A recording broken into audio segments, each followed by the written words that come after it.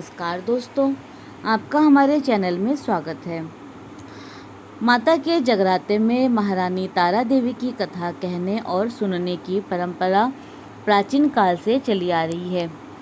बिना इस कथा के जागरण को संपूर्ण नहीं माना जाता। यद्यपि पुराणों या फिर ऐतिहासिक पुस्तकों में ऐसा उल्लेख नहीं है, फिर भी माता के प्रत्येक जागरण में इसको सम्मिलित करना परंपरागत विधान है। कथा इस प्रकार है। राजा स्पर्श माँ भगवती का पुजारी था। दिन रात महामाई की पूजा करता था। माँ ने भी उसे राजपाट, धन दौलत, ऐशो आराम की सभी साधन दिए थे। कमी थी तो सिर्फ यह कि उसके घर में कोई संतान न थी। यही गम उसे दिन रात सताता। वो माँ से यही प्रार्थना करता रहता था कि हे माँ, मुझे एक लाल बख्श दो ताकि मैं भी संतान का सुख भोग सकूं। मेरे पीछे भी मेरा नाम लेने वाला हो, मेरा वंश भी चलता रहे। माँ ने उसकी पुकार सुन ली। एक दिन माँ ने आकर राजा को स्वप्न में दर्शन दिए और कहा कि हे राजन, मैं तेरी भक्ति से बहुत प्रसन्न हूँ और मैं तुझे वरदान देती हूँ कि तेरे घर में 2 कन्याएं जन्म लेगी। कुछ समय के बाद राजा के घर में एक कन्या ने जन्म लिया। राजा ने अपने राजदरबारियों को बुलाया, पंडितों और ज्योतिषियों को बुलाया, बच्ची की जन्म कुंडली तैयार करने का हुक्म दिया। पंडित तथा ज्योतिषियों ने उस बच्ची की जन्म कुंडली तैयार की और कहा कि हे राजन, यह कन्या तो साक्षात देवी है। यह कन्या जहाँ भी कदम रखेगी खुशियाँ ही खुशियाँ होंगी। यह कन्या भी भगवती की पुजारिन होगी। उस कन्या का नाम तारा रखा गया। थोड़े समय के बाद राजा के घर में वरदान के अनुसार एक और कन्या का जन्म हुआ। मंगलवार का दिन था। पंडितों और ज्योतिषियों ने जब उस कन्या की जन्म कुंडली तैयार की तो वे उदास हो गए। राजा ने उदासी का कारण पूछा तो वे कहने लगे कि महाराज, यह कन्या आपके लिए शुभ नहीं है। महाराज ने उदास होकर ज्योतिषियों से पूछा कि मैंने ऐसे कौन से बुरे कर्म किए जो इस कन्या ने मेरे घर में जन्म लिया है। उस समय ज्योतिषियों ने अपनी ज्योतिषी लगाकर बताया और कहने लगे कि ये दोनों कन्याएं जिन्होंने आपके घर में जन्म लिया, पिछले जन्म में राजा इंद्र की अप्सराएं थीं। इन्होंने सोचा कि हम भी मृत्युलोक में भ्रमण करें और देखें कि मृत्युलोक में लोग किस तरह रहते हैं। उन्होंने मृत्युलोक में आकर एकादशी का व्रत रखा। बड़ी बहन का नाम तारा था और छोटी का बहन रुक्मन। बड़ी बहन तारा ने अपनी छोटी बहन से कहा कि रुक्मन, आज एकादशी का व्रत है, हम लोगों को आज भोजन नहीं खाना, तू बाजार जाकर फल ले आ। रुक्मन बाजार फल लेने के लिए गई। वहाँ उसने मछली के पकोड़े बनते देखे। उसने अपने पैसों से तो पकोड़े खा लिए और तारा के लिए फल लेकर वापस आ गई। फल उसने तारा को दे दिए। तारा ने जब पूछा कि तू अपने लिए फल क्यों नहीं लाई, तो रुक्मन ने बताया कि उसने मछली के पकोड़े खा लिए हैं। उसी वक्त तारा ने श्राप दिया, जा नीच, तूने एकादशी के दिन मांस खाया है, नीचों का कर्म किया है, जा मैं तुझे श्राप देती हूँ, तू नीचों की जून पाए, छिपकली बनकर सारी उम्र मांस मकोड़े ही खाती रहे। उसी शहर में एक ऋषि गुरु गोरखनाथ अपने शिष्यों के साथ रहते थे। उनके शिष्यों में से एक चेला तेज स्वभाव का था तथा घमंडी था। एक दिन वो घमंडी शिष्य पानी का कमंडल भरकर खुले स्थान में एकांत में जाकर तपस्या में बैठ गया। वो अपनी तपस्या में लीन था। उसी समय उधर से एक प्यासी कपिला गाय आ गई। उस ऋषि के पास पड़े कमंडल में से पानी पीने के लिए उसने मुंह डाला और सारा पानी पी गई। जब कपिला गाय ने मुंह बाहर निकाला तो खाली कमंडल की आवाज़ सुनकर उस ऋषि की समाधि टूटी। उसने देखा कि गाय ने सारा पानी पी लिया था। ऋषि ने गुस्से में आकर उस कपिला गाय को बहुत बुरी तरह से चिमटे से मारा। वह गाय लहूलुहान हो गई। खबर गुरु गोरख को मिली। उन्होंने जब कपिला गाय की हालत देखी तब उस ऋषि को बहुत बुरा भला कहा और उसी वक्त आश्रम से निकाल दिया। गुरु गोरख ने गाय माता पर किए पाप से छुटकारा पाने के लिए कुछ समय के बाद एक यज्ञ रचा। इस यज्ञ का पता उस शिष्य को भी चल गया जिसने कपिला गाय को मारा था। उसने सोचा कि वह अपने अपमान का बदला जरूर लेगा। यज्ञ शुरू हो गया। उस चेले ने एक पक्षी का रूप धारण किया और चोंच से सर्प लेकर भंडारे में फेंक दिया, जिसका किसी को पता न चला। एक छिपकली जो पिछले जन्म में तारा देवी की छोटी बहन थी तथा बहन के श्राप को स्वीकार कर छिपकली बनी थी, सर्प को भंडारे में गिरता देख रही थी। उसे त्याग और परोपकार की शिक्षा अब तक याद थी। वह भंडारा होने तक घर की दीवार पर चिपकी समय की प्रतीक्षा करती रही। कई लोगों के प्राण बचाने के लिए उसने अपने प्राण न्यौछावर कर लेने का मन ही मन निश्चय किया। अब खीर भंडारे में दी जाने वाली थी। बांटने वालों की आंखों के सामने वह छिपकली दीवार से कूदकर कढ़ाई में जा गिरी। नादान लोग छिपकली को बुरा भला कहते हुए खीर की कढ़ाई को खाली करने लगे। उन्होंने उसमें मरे हुए सांप को देखा। तब उन सबको मालूम हुआ कि छिपकली ने अपने प्राण देकर उन सबके प्राणों की रक्षा की है।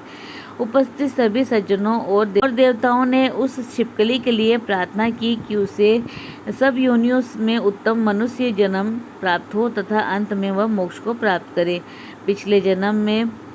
तीसरे जन्म में वह छिपकली राजा स्पर्श के घर कन्या के रूप में जन्मी और दूसरी बहन तारा देवी ने फिर मनुष्य जन्म लेकर तारामती नाम से अयोध्या के प्रतापी राजा हरिश्चंद्र के साथ विवाह किया। राजा स्पर्श ने ज्योतिषियों से कन्या की कुंडली बनवाई। ज्योतिषियों ने राजा को बताया कि कन्या आपके लिए हानिकारक सिद्ध होगी, शकुन ठीक नहीं है, अतः आप इसे मरवा दीजिए। राजा बोले, लड़की को मारने का पाप बहुत बड़ा है और मैं उस पाप का भागी नहीं बन सकता। तब ज्योतिषियों ने विचार करके राय दी कि हे राजन, आप एक लकड़ी के संदूक में ऊपर से सोने चांदी आदि जड़वा दे और फिर उस बंदूक के भीतर लड़की को बंद करके नदी में प्रवाहित कर दीजिए। सोने चांदी से जड़ा हुआ संदूक अवश्य लालच से निकाल लेगा और आपकी इस कन्या को भी पाल लेगा। आपको किसी प्रकार का पाप भी नहीं लगेगा। ऐसा ही किया गया और नदी में बहता हुआ वह संदूक काशी के समीप एक भंगी को दिखाई दिया। वह संदूक को नदी से बाहर निकाल लाया। उसने जब संदूक खोला तो सोने चांदी के अतिरिक्त एक अत्यंत रूपवान कन्या दिखाई दी। उस भंगी के कोई संतान नहीं थी। उसने अपनी पत्नी को वह कन्या लाकर दी तो पत्नी की प्रसन्नता का ठिकाना न रहा। उसने अपने संतान के समान ही बच्ची को छाती से लगा लिया। भगवती की कृपा से उसके स्तनों में दूध उतर आया। पति पत्नी दोनों ने प्रेम से कन्या का नाम रुक्को रख दिया।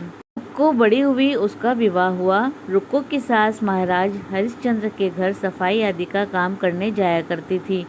एक दिन वह बीमार पड़ गई और रुक्को महाराज हरिश्चंद्र के घर काम करने के लिए पहुंच गई। महाराज की पत्नी तारामती ने जब रुक्को को देखा तब उसे अपने पूर्व जन्म के पुण्य से वह उसे पहचान गई। तारामती ने रुक्को से कहा, हे बहन, तुम मेरे यहाँ निकट आकर बैठो। महारानी की बात सुनकर रुक्को बोली, रानी जी, मैं नीच जाति की भंगिन हूँ, भला मैं आपके पास कैसे बैठ सकती हूँ। तब तारामती ने कहा कि बहन, पूर्व जन्म में तुम मेरी सगी बहन थी।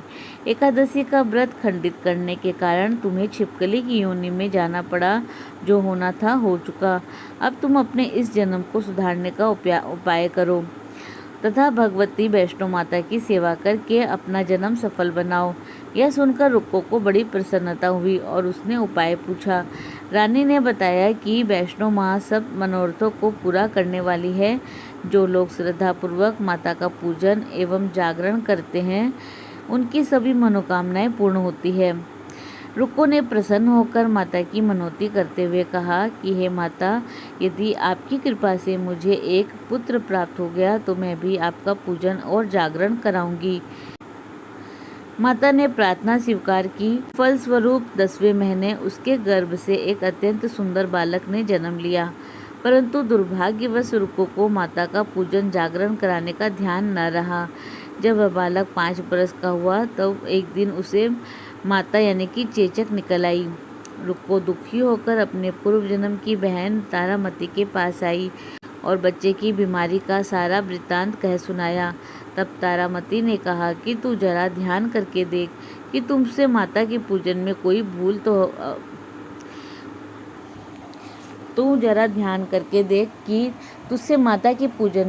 भूल तो नहीं हुई। इस पर रुक्को को 6 वर्ष पहले की बात याद आ गई और उसने अपराध स्वीकार कर लिया और फिर उसने मन में निश्चय किया कि बच्चे को आराम आने पर जागरण अवश्य करवाएगी।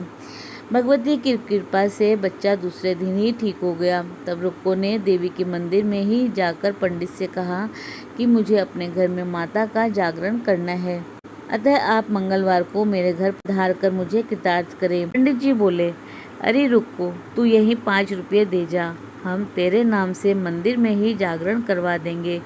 तू नीच जाति की स्त्री है, इसीलिए हम तेरे घर में आकर देवी का जागरण नहीं कर सकते। रुक्को ने कहा कि हे पंडित जी, माता के दरबार में तो ऊंच नीच का कोई विचार नहीं होता और वे तो सब भक्तों पर समान रूप से कृपा करती है, अतः आपको कोई ऐतराज नहीं होना चाहिए। इस पर पंडित ने आपस में विचार करके कहा कि यदि महारानी तुम्हारे जागरण में पधारे तब तो हम भी स्वीकार कर लेंगे। यह सुनकर रुक्को महारानी के पास गई और सारा वृत्तांत कह सुनाया। तारामती ने जागरण में सम्मिलित होना सहर्ष स्वीकार कर लिया। जिस समय रुक्को पंडितों से यह कहने के लिए गई, महारानी जी जागरण में आएंगी, उस समय सेन नाई वहाँ पर था। उसने सब सुन लिया और महाराज हरिश्चंद्र को जाकर सूचना दी। राजा को सेन नाई की बात पर विश्वास नहीं हुआ। महारानी भंगियों के घर जागरण में नहीं जा सकती, फिर भी परीक्षा करने के लिए उसने रात को अपनी उंगली पर थोड़ा सा चीरा लगा लिया, जिससे कि नींद ना आए। रानी तारामती ने जब देखा कि जागरण का समय हो रहा है परंतु महाराज को नींद नहीं आ रही, तो उसने माता वैष्णो से मन ही मन प्रार्थना की कि हे माता, आप किसी भी उपाय से राजा को सुला दे ताकि मैं जागरण में सम्मिलित हो सकूं। राजा को नींद आ गई। तारामती रोशनदान से रस्सा बांधकर महल से उतरी और रुक्को के घर जा पहुंची। उस समय जल्दी के कारण रानी के हाथ से रेशमी रुमाल और पाँव का एक कंगन रास्ते में ही गिर पड़ा। उधर थोड़ी देर के बाद जब राजा हरिश्चंद्र की नींद खुल गई, वह भी रानी का पता लगाने निकल पड़ा। उसने मार्ग में कंगन और रुमाल देखा। राजा ने दोनों चीजें रास्ते से उठाकर अपने पास रख ली और जहाँ जागरण हो रहा था वहाँ जा पहुँचा। वह एक कोने में चुपचाप बैठकर दृश्य देखने लगा। जब जागरण समाप्त हुआ तो सबने माता की अरदास की। उसके बाद प्रसाद बांटा गया। रानी तारामती को जब प्रसाद मिला तो उसने झोली में रख लिया। यह देख लोगों ने पूछा कि आपने प्रसाद क्यों नहीं खाया? यदि आप ना खाएंगी तो कोई भी प्रसाद नहीं खाएगा। रानी बोली कि तुमने प्रसाद दिया, वह मैंने महाराज के लिए रख लिया, अब मुझे मेरा प्रसाद दे दे। अब की बार प्रसाद ले तारा ने खा लिया। इसके बाद सब भक्तों ने माता का प्रसाद खाया। इस प्रकार जागरण समाप्त करके प्रसाद खाने के बाद रानी तारामती महल की तरफ चली। तब राजा ने आगे बढ़कर रास्ता रोक लिया और कहा कि तुमने नीचों के घर का प्रसाद खाकर अपना धर्म भ्रष्ट कर लिया। अब मैं तुझे अपने घर में कैसे रखूं? तूने तो कुल की मर्यादा और प्रतिष्ठा का भी ध्यान नहीं रखा। जो प्रसाद तू अपनी झोली में मेरे लिए लाई है उसे खिला, मुझे भी तुम अपवित्र करना चाहती है। ऐसा कहकर जब राजा ने झोली की ओर देखा तो भगवती की कृपा से प्रसाद के स्थान पर उसमें चंपा, गुलाब, गेंदे के फूल और कच्चे चावल और सुपारियां दिखाई दी। यह चमत्कार देखकर राजा आश्चर्यचकित रह गया। राजा हरिश्चंद्र रानी तारा को साथ ले महल में लौट आए। वहीं रानी ने ज्वाला मैया की शक्ति से बिना माचिस या फिर चकमक पत्थर की सहायता से राजा को अग्नि प्रज्वलित करके दिखाई, जिसे देखकर राजा का आश्चर्य और बढ़ गया। रानी बोली, प्रत्यक्ष दर्शन पाने के लिए बहुत बड़ा त्याग होना चाहिए। यदि आप हमारे पुत्र रोहिताश्व की बलि दे सके तो आपको दुर्गा देवी के प्रत्यक्ष दर्शन हो जाएंगे। राजा के मन में तो देवी के दर्शन की लगन हो गई थी। राजा ने पुत्र मोह त्याग कर रोहिताश्व का सिर देवी को अर्पण कर दिया। ऐसी सच्ची श्रद्धा और विश्वास देखकर माता दुर्गा सिंह पर सवार होकर उसी समय प्रकट हो गई और राजा हरिश्चंद्र दर्शन करके कृतार्थ हो गए। मरा हुआ पुत्र भी जीवित हो गया। चमत्कार देखकर राजा हरिश्चंद्र गदगद हो गए। उन्होंने विधि पूर्वक माता का पूजन करके अपराधों की क्षमा मांगी और इसके बाद सुखी रहने का आशीर्वाद देकर माता अंतर्ध्यान हो गई। राजा ने तारा रानी की भक्ति की प्रशंसा करते हुए कहा कि तारा, तुम्हारे आचरण से अति प्रसन्न हूँ। मेरे धन्य भाग्य जो तुम मुझे पत्नी के रूप में प्राप्त हुई। आयु पर्यंत सुख भोगने के बाद राजा हरिश्चंद्र रानी तारा एवं रुक्मन भंगिन तीनों ही मनुष्य योनि से छूटकर देवलोक को प्राप्त हुए। माता के जागरण में तारा रानी की कथा जो मनुष्य भक्ति पूर्वक पढ़ता है या फिर सुनता है उसकी सभी मनोकामनाएं पूर्ण होती है, सुख समृद्धि बढ़ती है और शत्रुओं का नाश होता है। इस कथा के बिना माता का जागरण पूरा नहीं माना जाता। बोलो सांचे दरबार की जय। माता जगदम्बा की जय।